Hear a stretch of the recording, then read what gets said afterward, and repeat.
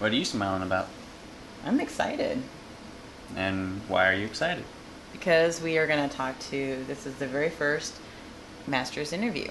And we're going to talk to someone that I met several years ago who lived on this earth and quite famously. So we get to talk to him. Well, enough suspense. Who is it going to be? So his name, I'll let him tell you his name, but who he lived here last on earth was Leonardo da Vinci. So For those of you who do not know, he's the guy who painted the Mona Lisa, was also an inventor, sculptor, basically a huge figure in the Renaissance. Yeah.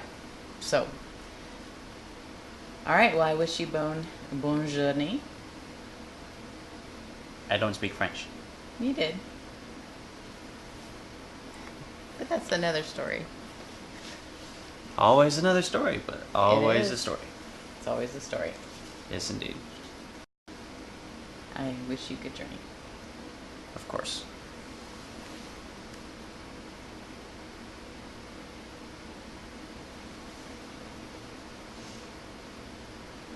Buongiorno.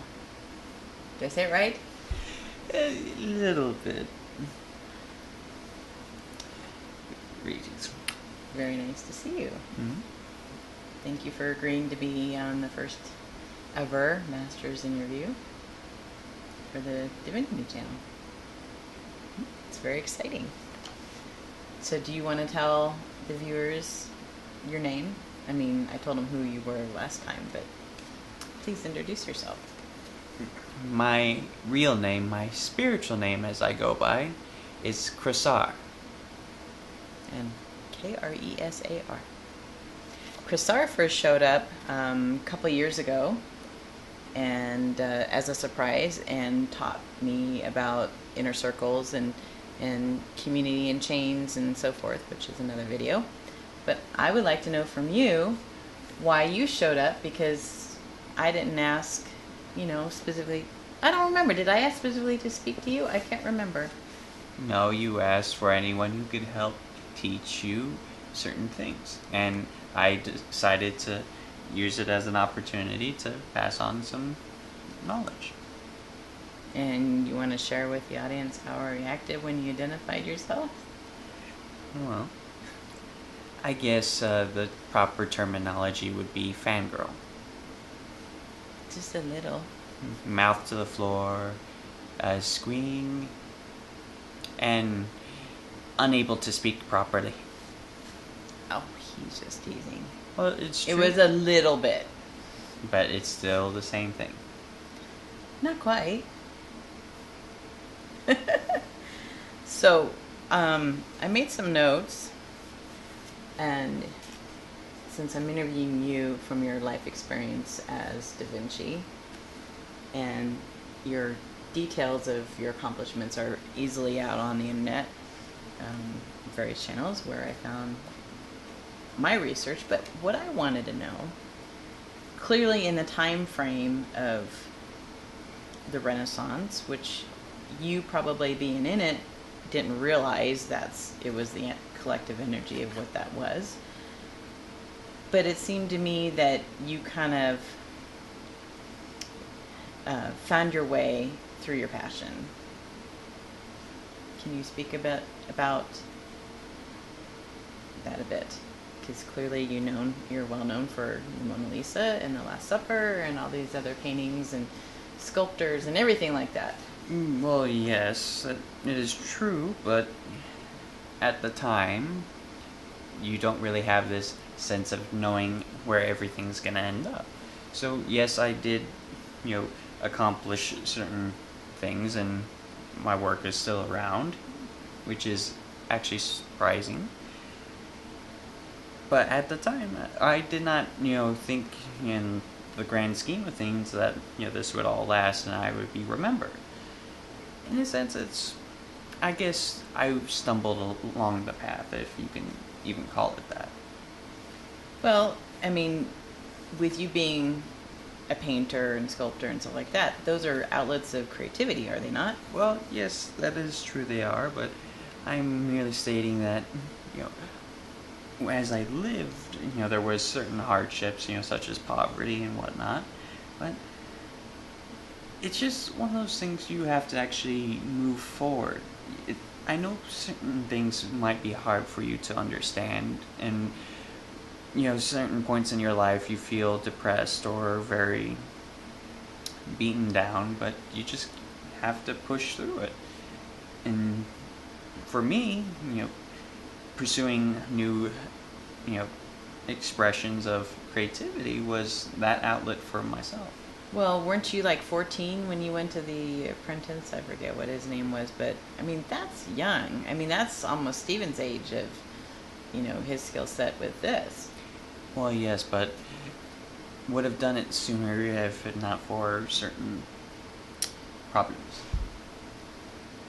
Well, so can you talk about was it a natural evolution of your artistic ability and to move beyond to painting to sculpting and as you studied, I mean, you dissected human beings. I mean, wow.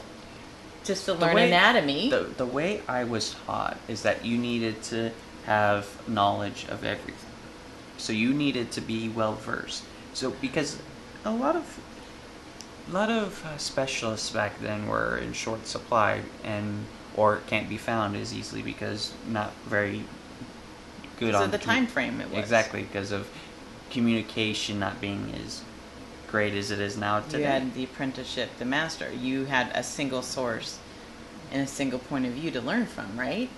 Exactly, but it was common back then for those to learn many different, professions or, styles of art, as you call them now today. So, because originally sculpting was just founded actually out of masonry. Really? Well, yes. Masonry's been around a long, long time because masonry was, it's basically just making stone for buildings. And of course you have to chisel it down. So what eventually someone had to be like, I'm bored. Well, that's a face. See how certain mundane things can become great when used in a way that they're not supposed to. And many people do it now today because they think out of the box than what it was used for. This may be a pillow, but it can become other things. And that is what our generation back then was taught. That was regardless of my teachers or my masters or whatever, I always was taught to think more than one way. So, which led me to also start actually writing down, your observations. Exactly, and that is now known today as the mind map. Or the codices, those 20 codices. Yes. 20, all those thousands of pages. So, what I find fascinating is, I'm a note taker. When I'm learning, I'm taking notes. Whatever jumps out at me, I take notes. And, drawing, not so much. But so this seemed to be the skill set where was it like you were taking a mental picture, like we have cameras now, and translating it on papers so you may examine it from a different perspective? Yes, otherwise I was very forgetful. There's always, I should do this, and I have an inspiration. I guess it would be considered the muse at the time. Is that why you didn't finish a lot of projects? Because there's always, inspiration strikes, I have to do this now. But I understand I probably would be diagnosed with either ADD or schizophrenia or something like that. Well, was it that's more shiny and fascinating syndrome? I learned that, it's fresh in mind, gotta do it now. So hence why I tried to do everything out, make a lot of notes, if you will.